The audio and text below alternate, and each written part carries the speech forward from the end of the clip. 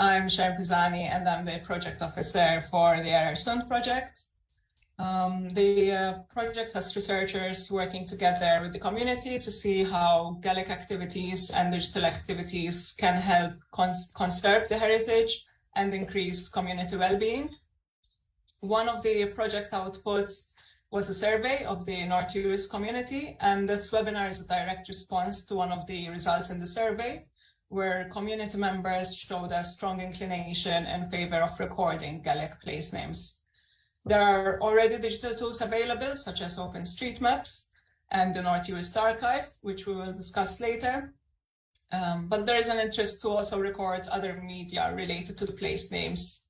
Very important in Gaelic, for instance, is the pronunciation, but there's also a lot of stories and music connected to the place names. Okay, so I will just introduce the panel members now. We have Uist Robertson, who's a local council member chairing the Transportation and Infrastructure Committee. He's a local to North Uist, and he's also the chair of the Community Uist, which is the North Uist Historical Society. We have Julie Fowlis, who's a musician, singer, and place-based creator. She's a Gaelic speaker, originally from North Uist and now based in the Highlands. And she also spends time working as a TV and radio presenter and voice artist. We have Alan Miller, lecturer in Digital Heritage and Preservation at the University of St. Andrews. Over the last 12 years, he has worked with Tai Kersava Museum and CUTE in developing, recording, archiving, and exhibiting of island heritage. And his recent work focuses on strategies for decolonizing heritage and climate action. Finally, we have two members from OpenStreetMaps. We have Chris Fleming, who's a long-term contributor to OpenStreetMap, based in Edinburgh, and also serves on the OpenStreetMap Foundation. He has always loved maps, and the concept of completely open map data has immediately appealed to him. Colin, meanwhile, is a place name researcher focusing on names in Galloway and Dumfriesshire. He runs the DG Place Names on Twitter and the website. One of his current projects involves mapping Gaelic place names in southern Scotland, and he tells me he's up to 3,500 place names. Another hobby of his is adding Scots place names to OpenStreetMaps. So he was already telling us this beforehand, that Gaelic will need to be kind of given a priority in OpenStreetMaps. Finally, we also have a special guest who at the moment hasn't joined yet. He has sent his apologies if he's not able to join because his Wi-Fi is a bit sketchy, but we might have John Love, who's a zoologist and naturalist who's published several books about sea animals and natural histories, and he's also an invaluable guide of the Outer Hebrides. I see a lot of members as well from Community, such as Mary. There's also other members of the Ersund project, so welcome everyone. Welcome to all the people I've never met as well. Okay, let's start with some presentations. Maybe I'll start with Uist. Would you like to introduce us to North Uist and the community work that's so strong over there? It's nice to be here and nice to be taking part. Of course, Uist Robertson, and as Sharon said, I'm a local councillor. I've been a councillor for the last 16 years, and for the last 6, chair of transportation and infrastructure, bringing with me all the woes of Calmac ferries at the moment, which keeps me kind of occupied. I've been chair of Community Tour for a number of years now, and we took over the local school in Carnish, where I'm from and where I live. Mainly, we had intended to expand the provision at Kersava, but because of issues with sea level rises, we weren't allowed to do that. So when the school in Carnish was closed, we put a bid in and got funding from the Scottish Land Fund to buy it. It's in fairly good nick at the moment, but we've had several unsuccessful bids into lottery funds and various other funds to do it up. Our ambition is to get our artefacts, which are currently stored with the corner artefacts in in Torlam and Benbecula. So it's quite difficult for us to get access to a considerable number of artifacts that we have there. The Corliss Heritage Officer has to attend with us, of course, if we want access to the area. Is not that good, and particularly over the winter period. We get families consistently who have donated to us, wanting to see what was donated by previous family members. So it's quite difficult for us to do that, which is why we're keen to expand the provision at Carnish and bring the artefacts into a kind of open storage area. So that's our ambition, really. Quite a lot of the members have been doing quite a lot of work in Carnish itself at the moment. So hopefully over the next year we might have some success with funding applications. I know money is tight, particularly capital funding is very tight. We depend on our volunteers. We have a large number of trustees who are very active, and in most cases a lot more active than I am, I have to confess. My own interest in place names comes from the fact that I live here in Carnish. We have quite a well-known Temple na Trianna Community Temple is down behind our house here, and quite a lot of the place names round here. We have a hill behind the house is called Croch na Croshamora, the hill of the big cross, and to one side we have Croch na Croshampicka, which is the hills of the small crosses. We have Topper na Trianna, which is the well or the temple. We have Loch na Trianna. Other people have called their houses Templeton, Templeside. We have a Temple View. So, you know, it's all kind of adding up to really quite an interesting number of, you know, places being named after the temple.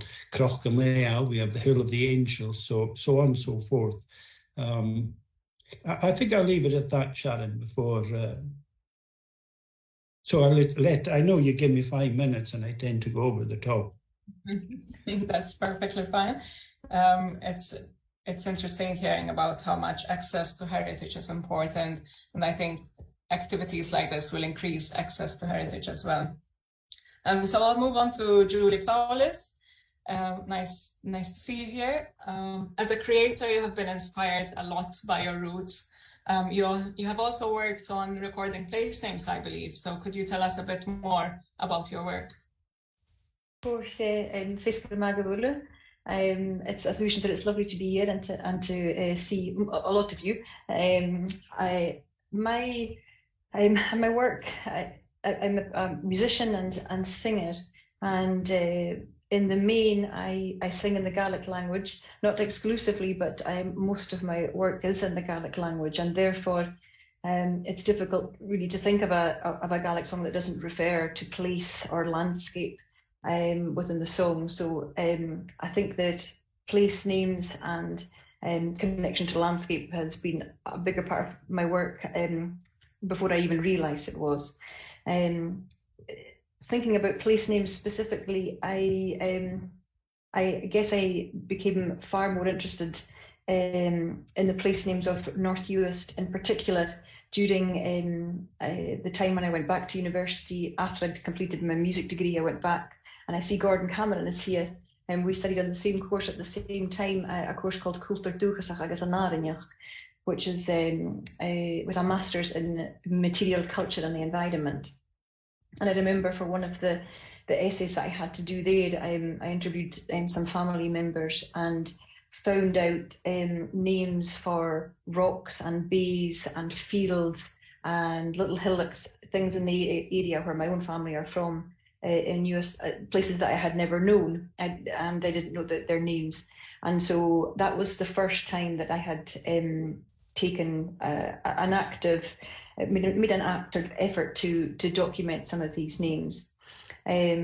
Fast forward several years, and I guess particularly during COVID, when I had more time than I had before, I spent a good bit of time at home in Uist, and spending time in particular with some relations and one uncle in particular, who, because he has spent most all his life at sea, he had quite an interesting take on place names. Many of the place names he shared with me were from the view of being at sea. So they were markers, they were rocks, rocks that were perhaps only exposed at certain times with the movement of the tide, reefs, outcrops, and things that might not be marked on maps, not that I could find, certainly.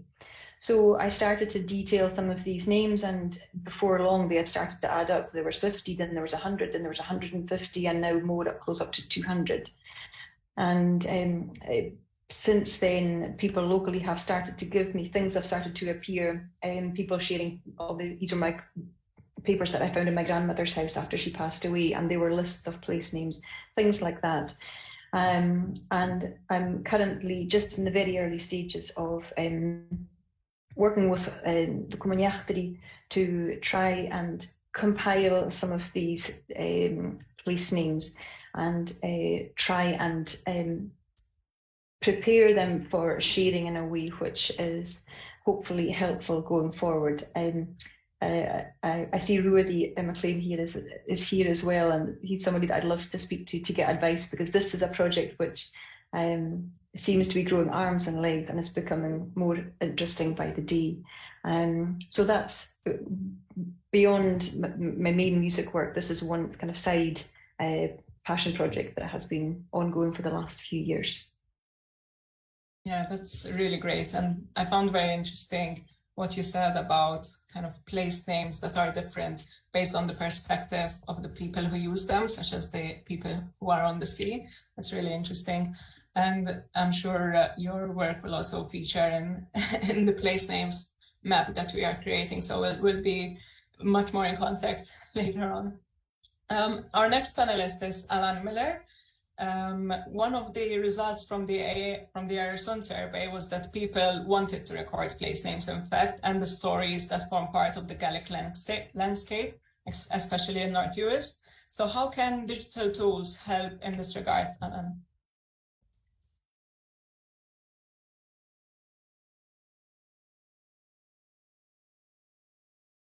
You're muted, Alan. Thank you very much, Sharon. And it was great listening to Julie and Houston. And we were up from St Andrews for Digital Fresh a few months ago, and then we came up again just a couple of months ago. And as part of that, we were looking at the Gaelic place names and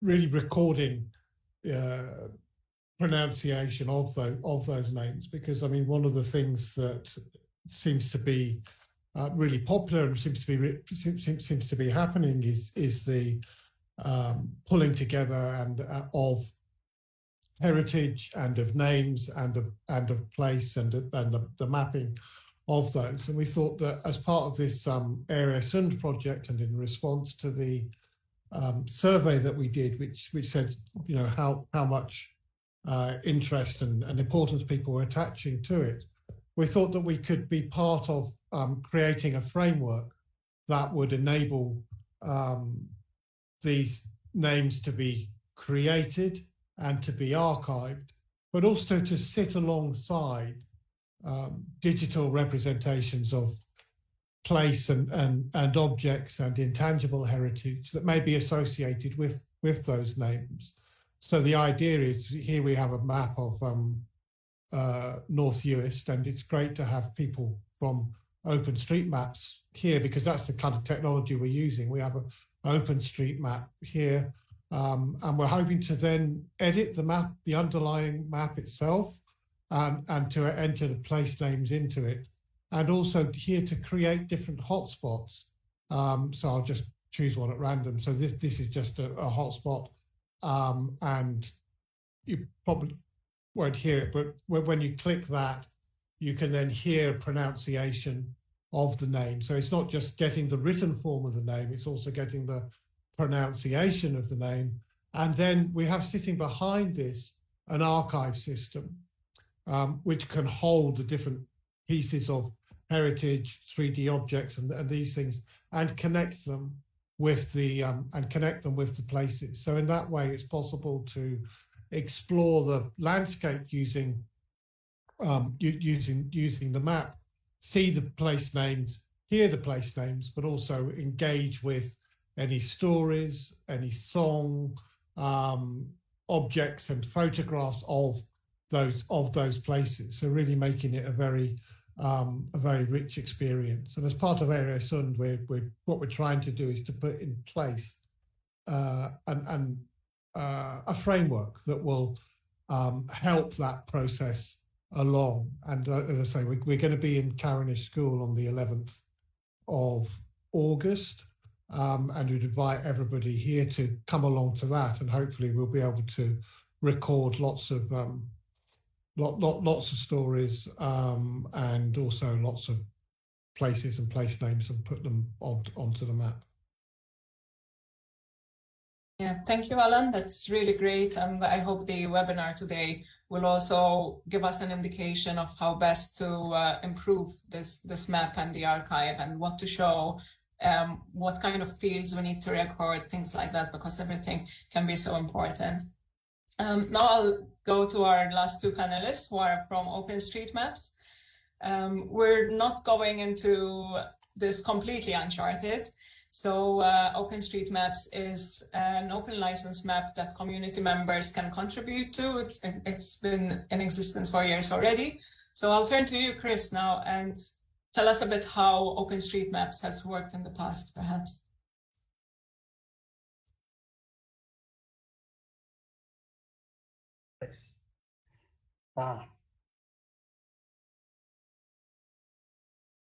I think you're just on mute. Yes. There we go, I'm unmuted.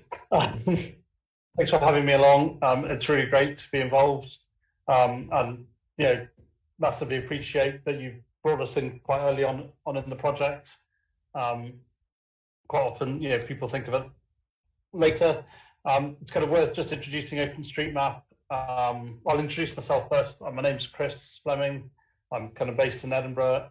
I've been contributing to OpenStreetMap almost since the very beginning of OpenStreetMap. When I kind of started, the map was pretty much blank, and every trip somewhere was with the GPS recording tracks, because we didn't have any aerial imagery, and we started drawing out roads and putting in names of streets.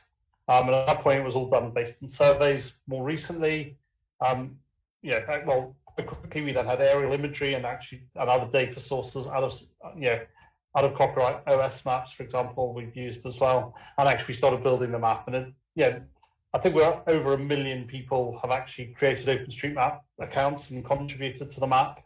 Kind of covers pretty much every country, basically covers everywhere. And that's partly the strength of it. It's kind of a note-free, it's a bit like Wikipedia in that anybody can edit. There's no layers of people checking. Actually, you can create an account and you can edit. And we rely on people to do the right thing. We also rely on people watching what's changed and fixing things. If people do vandalize the map, it does happen, but it generally gets fixed quite quickly. So as a system, it's worked very well. It's all built by volunteers largely. There are some people that get paid by various companies to map, but most of the work is done by volunteers, and we kind of try and encourage that as much as possible. The idea is it's on a license that allows free access to anybody. The main thing we ask for, if people use the map, or they kind of put a by OpenStreetMap contributor, so they kind of acknowledge the data source, and that really just helps people to know where the data's come from. So that's our main kind of thing that we ask for. There's a few other caveats in there, but that's generally the idea. In general, the map data is not owned by any one company. There's a kind of an OpenStreetMap Foundation that looks after it. Again, that is all run by volunteers. I think we currently have 2 employees kind of that do some of the kind of running of the servers and some of the kind of admin work, but generally it's all run by volunteers. And that's kind of, again, quite intentional. Really, we're a data project more so than the maps you see on the screen, and that's quite important. One of the things is, actually, even if you've never heard of OpenStreet, you've probably seen OpenStreetMap data. Lots of people are using it. The maps on Facebook are powered by OpenStreetMap data. Apple use OpenStreetMap in some parts of the world. if you planned a cycle ride on commute or cycle streets, or almost all the cycle planners use OpenStreetMap. There's phone apps that use OpenStreetMap, and they all use it because we're a data source. It's there, it's available, it's global as well, and the raw data is always available. One of the great things is flexible tagging. And I think it's probably one of the reasons OpenStreetMap took off, rather than trying to decide how to classify basically everything on the planet. It was just left open. So actually, one of the things when I was looking at this, I was like, can we record pronunciation? And actually, yes, we do. There's quite a few objects, so there's a name pronunciation key as well. That may be something to think about, as well as having the recorded pronunciation. Is actually, if someone can write that phonetically, that is possible to record on OpenStreetMap as well. The other thing probably I want to say is, really we thrive on local participation, and again, that's why it's really exciting to get involved in projects like this. Actually having people on the ground know about OpenStreetMap. Yeah, I kind of look at what's changing. Oh, that shop's closed, or that shop's opened, or there's a new road there, or that road's now one way. Actually, as things change locally, you really need local people to be able to follow it and update it. And so kind of what I would love everybody, if people on this call kind of go and look up OpenStreetMap, feel free to create an account. Don't be worried, just see what's right, see what's wrong. If you want to put your house number or a house name in, things you know about, just go ahead, edit the map. There is an edit button on there. I wouldn't say don't be careful, but I'm sure the people came in, made mistakes, and then learned how to use it and fix it. It's better to try and participate. That's my main thing. Also, probably if people do want to do more editing, or there's an interest in that, then we'll probably be very happy to kind of run a session, do some tutorials, whatever as well. If people find that, if people want to do that. That's all I've got. That's me for now. Thank you, Chris. That's really good. And what's important, I think, about OpenStreetMap, as you said, is that it's available internationally. So place names that are added there can be seen and used by people, just using a totally different application, and they're still getting access to this Gaelic record of the place names. So I turn to Colin now, and can you tell us a bit more about some of the features that are available when recording place names, especially Gaelic ones, as we're saying, on OpenStreetMaps? Yeah, absolutely. And thanks very much for having me. Delighted to be speaking to you all. I'm going to share my screen because these examples are a wee bit easier with visual reference. And perhaps once I do, Sharon, you could let me know if it's come up. Hopefully, you should now be able to see this. So hello folks, I'm Colin. I go by DG Place Names on Twitter, OpenStreetMap and GitHub. I run a website that's about place names, but also stuff about Scots language and folklore down in the southwest of Scotland. And so I do a lot of place names research, particularly Gaelic in the southwest. And I do a lot of stuff on OpenStreetMap that's not to do with place names, but where it overlapped and where I started becoming interested in it was when looking at Scots place names in Dumfries and Galloway. So for a wee bit of context, in the mid-19th century, the Ordnance Survey arrived, started mapping everything, did a wonderful job, but when it came to the Scots, it began anglicising most, not all, but most Scots place names. So here's a wee example in Dumfriesshire, Lake Todholes. It was mapped locally the year before the OS turned up, and then the year later, the OS records this as Low Todholes. So you get the word lake, which is Scots for low, sort of excised from the map. And because the OS did such a wonderful job, as these names have been replicated over and over and over, and what we find is that the presence of Scots names gets reduced, and then that has all sorts of implications for the status and the visibility of Scots and sort of ramifications for the language in general. So I was wondering, how could we address this? You can't change the OS, but you can change OpenStreetMap. And we've got similar issues with Gaelic in Dumfries and Galloway, in that most of our place names are Gaelic, it's just they're not written in standard Gaelic spelling, which means that most people don't know that they're Gaelic. If we rewrote them in Gaelic spelling, D&G would look a wee bit like North Uist on the map. So I thought what I could do is give you a wee example of how we can record multilingual data in OpenStreetMap. I'll try and go through a few examples. And while the forward-facing part of OpenStreetMap as a map. It's best to think of it as a big geodatabase that can sort of store a huge amount of rich and interlinked data. So I will nip through this, hopefully, because there's slides you'll be able to refer back to. So when you find the feature, it can be as small as anything or as big as a city. The main name tag we're concerned with is name, and this is what is called the common default name. That can be a little bit tricky where there's contested names, but usually it's the name that folk on the ground use. So in your case, up in North Uist, it'd usually be a Gaelic name. You can then specify if it has other names by using language tags. So you can give it an EN or an SCO or a GD for English or Scots or Scottish Gaelic names. And if you are putting in Gaelic names, just as the name tag, I'd encourage you to also specify the language code, which makes it easier for machines to read this and know that it's Gaelic. So just a quick wee example, there's a farm in Galloway called Murdrochit. The OS came and anglicised it to Muirdroch Wood, but the Scots name better represents that it's actually a Gaelic name underneath Marg Drochage, Markland of the bridge. And while the OS won't show that, you can go into OpenStreetMap, you can edit it, you can give it its English name, its Gaelic name, and its Scots name. And because this is recorded, and because I've set my OpenStreetMap as Scots, when I click on the feature, it displays Mardrochit, it displays its Scots name. But if I search its Gaelic name, Mardrochage, it will bring up the English name too. So when you're encountering names up in North Uist, they may have multiple names, and it's great that you're able to record these. So those are your basic tags. You can tag them with language tags. Or you can also give them extra things. Something might have a local name, like a nickname. It might have an alternative name, might go by two names, might have an old name, and you can tag this all too. And you can tag each of those with language codes as well. So some examples from Dumfries where I've recently been. So there's a bridge called Evergilla Bridge in Scotland. Evergilla Brig is also known as the Old Bridge, and in Scots it's known as the Owl Brig. And you can code all of this into OpenStreetMap, and if you search any of those tags, it'll come up. Another bridge down the river is very uninventively known as Suspension Bridge. It's also known as Biddle's Brig, the locals call it the Shugley Brig, because it shuggles about, and you record all of this in OpenStreetMap. You can add a tiny little bit more fine-grained detail by giving etymology tags. Etymology, not quite what I'm used to thinking of, a dictionary definition etymology, but what the place is named after. And you can link these to other data sources too. I'll give you a quick example of a rock in Galloway called Lot's Wife. And you can add a wee tag saying it's named after the biblical character who was turned into a pillar of salt.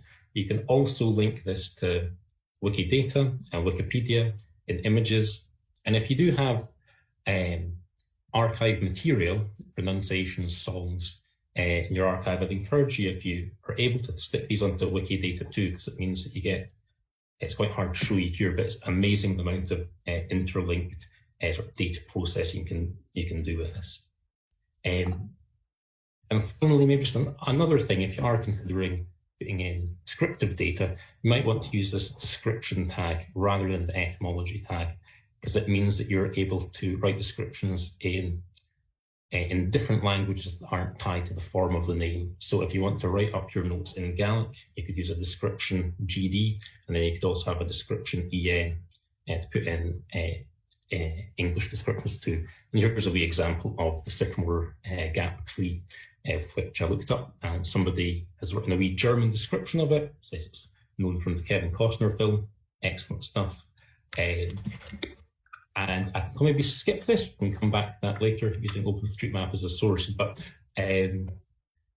you might be interested in from other projects that might be useful. So down in Borg, they did a community project mapping all the fields, not on OpenStreetMap, but wonderful. Mapio Cymru has done a huge amount of Welsh language mapping, like worth talking to them. The OpenStreetMap wiki is very useful for getting information on all these keys. And finally, Anne-Caroline Disto, OSM for History Buffs on YouTube, is got a huge amount of information about how to map local tiny names. So hopefully that gives you a wee bit of info on how you can map using OpenStreetMap. And like Chris said, I'd really encourage you just even if you're not the North Uist project, to go create an account and start mapping some information. Thanks very much. Thank you, Colin. That's very helpful because those are some of the discussions we've already had in trying to establish this place names project, especially with regards to different variants of the same name and how to represent that and how to show it. So that's very helpful. I'll just start by asking a few questions to the panel, but everyone is also welcome to raise their hands or drop questions in the chat box. Firstly, I wanted to find out a little bit more about some of the themes that can be found in Gaelic place names, especially in North Uist. And before I start, I see that John Love has managed to join in. I think he had some issues with his audio, so I will just see if he's hearing us now. Or we might get back to John Love in a second.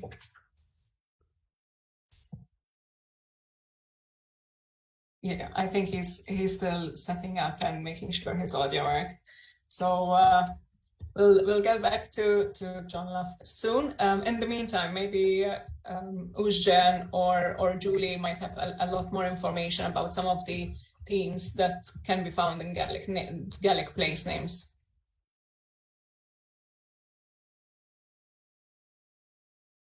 I'm certainly, it's important to say that I don't profess to be any expert on the etymology or the naming or anything.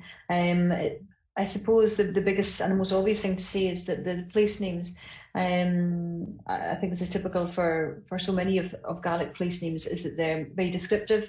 They tell you a lot about the place. Sometimes they can tell you something about the history or the use of a place, how it may have been used. So there are lots of different elements. I don't know if Lucia would like to say something about that.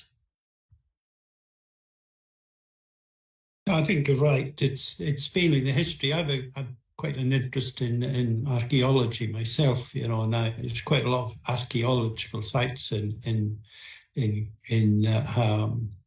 Carnish here, you know, and the description of some of these sites come, you know, Dunbar and the White Fort out in near me here, the Long Cairn. It's the, and as I've said earlier, you know, talking back to Temple na Trian and all the names round it, like the Hill of the Big Cross, the Hill of the Small Crosses, Croch na Nail, Hill of the Angels, Loch Amapa, you know, Loch of the Abbots, and so on and so forth. And Benbeckle, you see Nunt and Ballinagallach, and all that kind of, there's a lot of kind of religion, I think, in terms of some of the place names. But you see some very odd names too. We have Elenchonstri, for example, you know, which is quite near here, which would suggest a big argument of some kind at some point.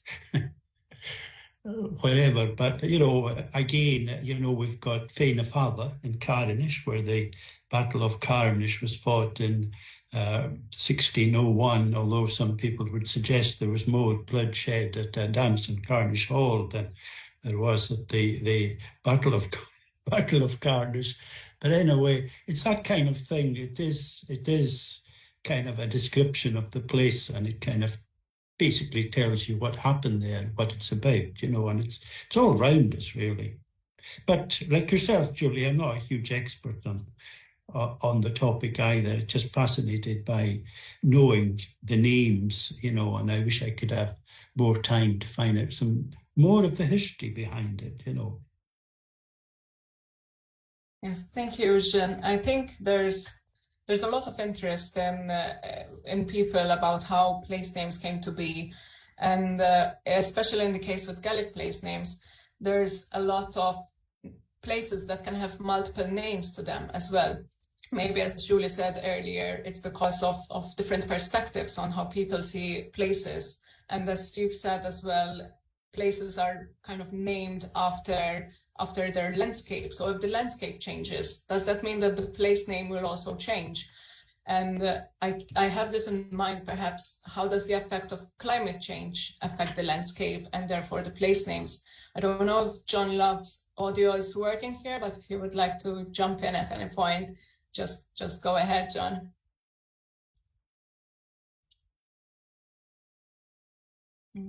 unfortunate. I think his audio is still not working. So how does climate change perhaps affect place names? Have there been any cases where, for instance, a name is called, an island, for instance, it's referred to as an island, but now it doesn't get separated with the tides anymore, or something similar like that?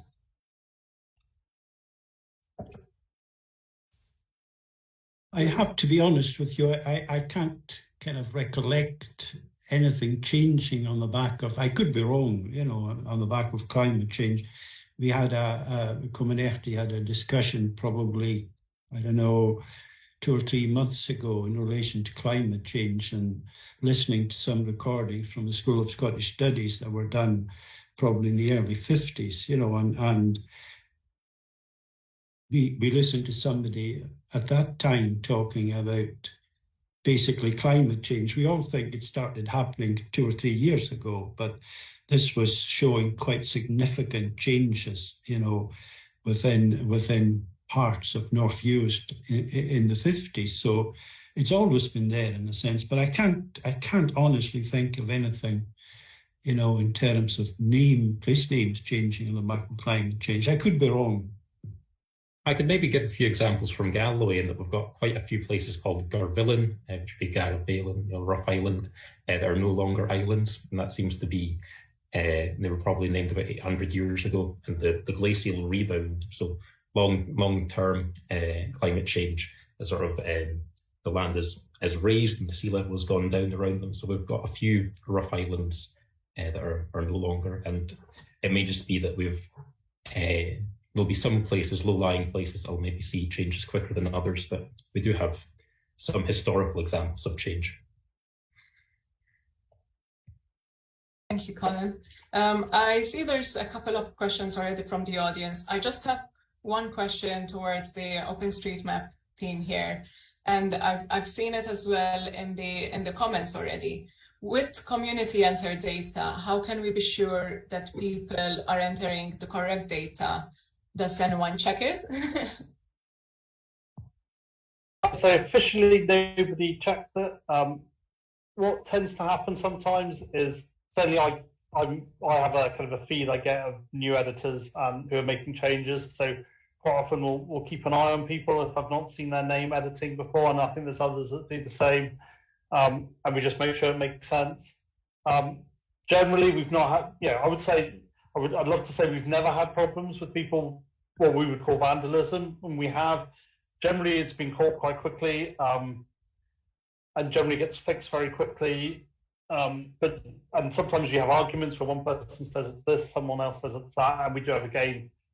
What we really encourage is people to actually kind of just talk to each other and come up with agreement. I mean, I think given the size of the project, these are incredibly rare. We have a kind of what's called a data working group, and actually, if you're really stuck with someone, you can basically escalate it up to them, and they'll kind of make a call on it, and they've got the power to do things like ban accounts and things. I would say in Scotland, I've only ever had to ask them to intervene once on an edit. I'd say OpenStreetMap in Scotland, we've really not had any big problems like that. So generally, we rely on goodwill. People generally do the right thing. Mistakes are generally genuine mistakes that actually you can discuss with people. One thing is worth saying is we do keep a history, so you can go back and you can see who's changed what and when, and so you can unwind things if people have been messing things up. So nothing is permanent. All the history is kept, and it's kind of interesting. You can kind of click on a feature. It's kind of one of the nice things you can do. On the right-hand side on OpenStreetMap, there's like a menu bar, and you can go, this is version, I think, if I look at the North Uist, what's called a relation, it's on version 30. You can see all the changes every time someone's added things, removed things, added names, all that stuff. It's all kept, and it's worked very well. It's maybe worth just saying as well that you can add, when you make a change, not that I always do, but I try to, you can cite your source as you change. So if you're super conscientious, you get a change log and see where this information is coming from. So quite often you'll put in local source, local farmer, and I think, I mean, I've never seen any vandalism other than good natured mistakes. That's really good to hear. I think so far from the perspective of the map we're building, at the moment it's going through a process where if someone adds a name, it will be private first before it's checked by someone and then made public. So there's kind of that added level of security, so to speak, that it's not just going to be something totally random. I see John and Kumin, I hope I don't break the name too much, have their hands up. So I'll go to John and ask you about your question, John. Thanks, Sharon, and thanks to Uist, Julie, Alan, Colin, and Chris for the perspectives and for what was a very enlightening session for me. I'm not an expert on place names at all. But I was born and brought up part of my childhood in Lochmaddy in North Uist, and all my antecedents come from North Uist. So a couple of things on the climate change. I think someone's mentioned it in the chat that the little island of Balasher, East Island on the southwest side of North Uist, is now part of an island which was a much larger island, which probably part of which disappeared during the Lindsay-Vick, the Little Ice Age, sometime in the last 500 years. And there was a Balashir, a West Island, and another township called Husebost, which are now under the waves. So I suppose that's not anthropogenic climate change, but it's the climate change that's happened over the last century. So you've got the anomalous thing of having an east town where there isn't a west town because it's gone. The other thing I wanted to mention is, or I suppose my question is, how would you take account of place names that have changed over the centuries in OpenStreetMaps? I was thinking of something I learned from my grandmother, which was the loch that my grandfather's crop was beside, which is here. That's Loch an Stramór in just outside Lochmaddy, with the hills Liatúa, Liages, and Avel. Well, in about a century ago, it was known as Loch an Astrom, and that's recorded on an Ordnance Survey map. And then the next Ordnance Survey map, in the early 10 years later, was known as Loch an Stramór. Loch an Astrom is Norse, and it means, as far as I can see, loch of the river stream, which is actually a very good description of the place. The river is smooth flowing and the stream is sort of rough and fast. So how would we record that on OpenStreetMaps if I had, and attribute it if I so wished? Thank you. Well, there's a tag specifically for that, which is fab. It's great that you've got the old name and two its date as well. So first of all, you'd put it in as old name and then tag it as Gaelic, so old_name : GD, and then you would put that in. And where there's multiple historical names, you can then append a date range to it as well. So I'm not sure when the first head of the West up in your area was, but say 1854, you could tag it as old name Gaelic 1854, whatever it was, and then when the second edition was 1890s and so on, you could tag that as well. So another way of doing it is linking the name to Wikidata, and which is a repository of basically everything in the universe, which can be a bit overwhelming, but Wikidata can store umpteen forms of the name as well. So it can be recorded straight into OpenStreetMap, which is great because you can search for it within it, or you can refer on to another database. Thank you very much, Colin. It's interesting, the name changed from a name of Old Norse origin to a name of Gaelic origin, although the Old Norse must have persisted for 1,000 years after the Vikings had gone. Yeah, it's fascinating that lots of the Gaelic names have Norse roots up in the Hebrides. You could also, if you knew the exact form of the Old Norse, you could even tag the Old Norse name in OpenStreetMap, and you could put it in its Old Norse form too. A lot of scope. Thank you very much. I have a question from Human, please correct my pronunciation. You're on mute, by the way. Thanks. You're near enough with the pronunciation. Various questions, comments. The first are to do with OpenStreetMap. Naming is very complicated, and it's kind of been covered. You can't say what's the Gaelic name for things. If it's in North Uist and it's got a Gaelic name, then that's a good quality Gaelic name. But if it's Motherwell Tupper na Maher, that might be a retro translation from the English, and then you get sort of fun translations like Genzie Nua for New Jersey, and I don't know, English na Manachlia, Greyfriars Kirk in Edinburgh. So it's good to see that there are alternate names, scope for alternate names in the various languages. One thing I was wondering about, I collected place names locally, but way back, from people, most of whom have since died. But sometimes, looking back, we don't know where the names were, and there's other people have collected names, and we know roughly where they are. So I was wondering whether StreetMap has a sort of radius of uncertainty. Is it got scope for, is it got some tag or field for saying how uncertain things are? Maybe lists that Julie Fowler's got from her grandmother. She might know where some of them are, but not know where other ones are. A couple of things not to do with OpenStreetMap. When we were collecting place names, various people were named, but they're in old folks' homes, and they're certainly not fit to walk the hills now. I was wondering, but with modern technology, that was 25 years ago. Could you go into an old folks' home and show them Google Earth and sort of walk the moors and show them the view from such and such a hill, and would that wake up memories?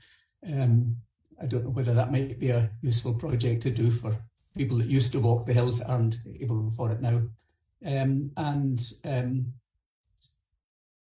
Just in passing, there's somebody local with very good Gaelic in Slate, where I am, and his daughter asked me, we've got this project, and I think we've even got a bit of funding for it to get names from him and other people.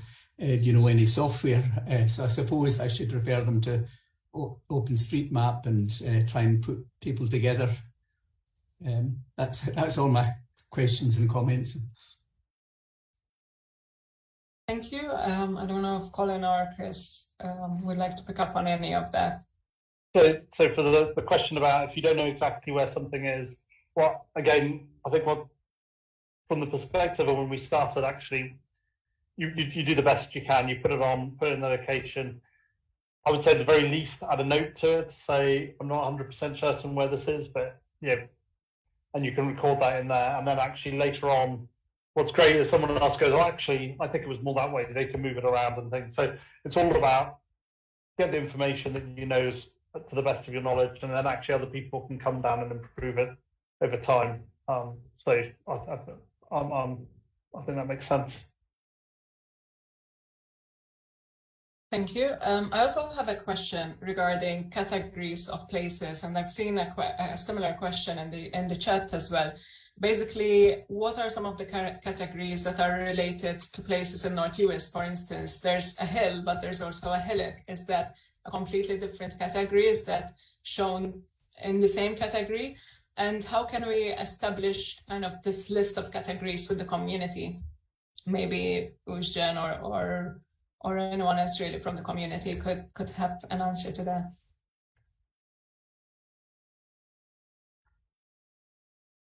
I'm not sure I followed the question, Sharon. So when we are recording place names, we also try to record the category. For instance, is this place name a river? Is it a hill? Is it a lake? How are these categories defined? For instance, would the hill and the hillock be a completely different category?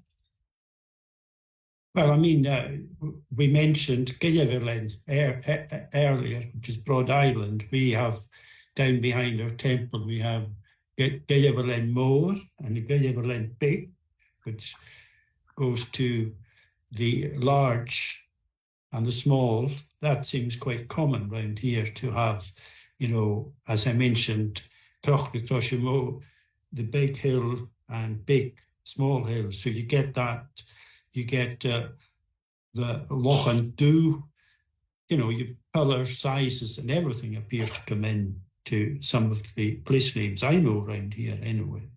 Is that what you're...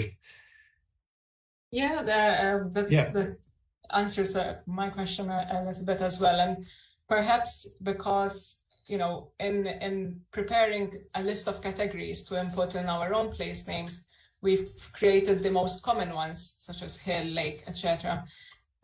Is there anything else that might be of interest in the North Uist landscape, but perhaps other people from the community could also be able to answer that? I see Erdal also has a hand up, so I'm not sure if that's an answer to this question, but feel free to ask any other question as well. Hi Sharon, hi everybody. Can you hear me? Can you confirm that you can hear me? Okay, nice to meet you all. I'm participating in this ESOM meeting from Turkey. I'm a geographer and GIS expert working on toponymy. Concerning your first question about climate change and place names, I would like to add something which is a reverse effect where I am working in the Pontic region of Turkey on the border with Georgia. The Eastern Black Sea region, we have Georgian names, Turkish names, Armenian names, Greek names, and a little bit of Arabic names, very big mixture. So when I started working on this, I realized a big problem in reverse climate change. The climate in this place became a little bit more mild and let's say favorable for the vegetation. The whole villages and toponymy names all were related for the areas that were open from the forest by the people who try to do agriculture. Due to the internal migration, the land is regaining its original forest character so fast that it is almost impossible to establish a database where you say that, okay, this place was an agricultural land and it has their name. And people said, no, it's a forest. It has never been agricultural land. So the land is losing its original character or changed character, and the toponymy name becomes something floating in the air. So this is my very big problem. I don't know how to solve. And in the second hand, what you have said is a big issue, and it's almost 2 years that I am trying to prepare a proper geodatabase to categorize place names, because without the geodatabase, if you are working with some hundreds of some thousand names, it's easy to arrange them in Excel data sheet. But when you become bigger and bigger, then you have to use some sort of computer code, some SQL queries, and for those things to work, you have to categorize your names. And before collecting data from the field, in the very beginning, you have to have an overall image and all the different data sets, all the possible, let's say, column names, then you can categorize. Because if you cannot categorize, then you cannot add as much as data into the map correctly as you wanted to. And I am also trying to understand how we can use GIS to solve especially this problem for categorizing place names in terms of their origin, meaning, refers to the landscape. So, thank you for your experience, and I think that's definitely something that we will take on board, is that categories will change, especially as the database grows with more names as well. So thank you for your contribution. We are running close to the end of this meeting. I will take one last question from Paul. Any other questions in the chats, we will go through them and we will send an email afterwards as well with any replies. So Paul, your last question. Thank you. Hello. I was just really going to make a comment about that categorization thing. It's one of the problems that in my working life, I was an asset manager for structures, and we often had difficulty in describing what things were and keeping them common to do that. But we did manage to work around it with some kind of associations so that you could associate a knoll with a hillock, for example, and they would show up in the same thing. So it may be some way that that can happen in OpenStreetMaps. I don't know. That would be a question for one of the boys that's familiar with it. Yeah, that's my observation on that one, really. I was just also going to say, I live in the Isle of Man, and we have a lot of the similar things going on in the Isle of Man, and it's great to see it happening in Uist as well, North Uist as well. Thank you very much. It's been good to see people from Turkey, Isle of Man, everywhere joining this webinar. We're reaching the end of the webinar, so I just wanted to ask one last question to the panelists and a very quick answer from you. What does place mean to you? And I'll leave it free for anyone to start that off.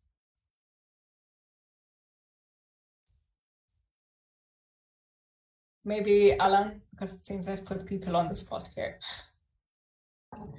What does place mean? Thanks for me. I mean, what does place mean for me? I think that place, the most evocative thing about place is music and song that is associated with it. So for me, the sort of the combination of a landscape and song that tells a story about the landscape is the probably most powerful thing that we can see that we can get. So I think that the sort of challenge of preserving heritage and connecting it with place is something that is fascinating. And that's a map of place names in Sleat as well. Maybe we'd be able to do something there to accompany. Thank you. Maybe Julie, you're a place-based creator. So what does place mean to you? I think, in short, when you have an understanding of place or an awareness of place, and especially place names and what they mean, it opens up the landscape and the community to you in an entirely different way. It tells you stories. It tells you what has gone before, who has gone before. And the landscape is completely alive to you in an entirely different way. Thank you. Who will follow that up? Colin? Well, I think it means something similar to me as it does to Julie. I think that's an excellent way of putting it. I suppose places, just like other things, are a means for indexing memories. So it's important to be able to route yourself through them. And I think in terms of place names, it's the fact that they can operate as a time machine. They let you read the landscape, and importantly, they record the lives and experiences of folks you don't usually hear about in other historical records. So it's no kings and queens. It's farmers and fisher folk that were round about the bit that you live. Thank you very much, Chris. Possibly because I'm on holiday, I'm thinking of place as adventures, places to go, what to do, where you want to be, exciting adventures and the stories around them. Thank you. And finally, to end with Ujim, what does place mean to you? We're always asked this question. To me, it's always I always answer the Gaelic language is simply that. But going back to the contribution from Turkey, I was in Turkey actually about 3 or 4 weeks ago, and I was thinking the contribution there. There's a hill quite near me here which is called Binnaculla, which is Hill of the Wood. So there must have been woods there at some point, and when we're pitting peats, we're always coming across trees. If you go dig deep enough, so it shows the climate was quite different some considerable time ago. So I hadn't thought of that when we were talking about it earlier, so that was a useful contribution, I have to say. But for me, sense of place is basically what Julie and the others said, but Gaelic language is very important to me in terms of sense of place. Thank you very much, Ujim, and thank you to everyone who contributed, both in the chat and the panelists. Thank you very much for joining us.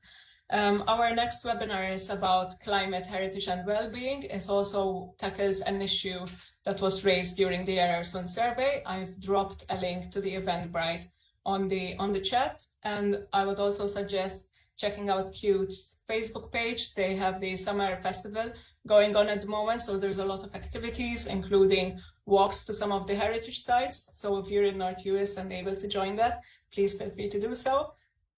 Thank you very much to everyone who left comments in the chat. We will go through them, see if we missed anything, and we will send around an email with any other information. There's quite a lot of wealth of information in the chat. So thank you and good night, everyone. Yes, thank you all. Thank you, Good night. Sharon. Hej så bra. Hej så bra. Thank you, bye. Thank you. Bye. Bye. Bye. Bye. Oh.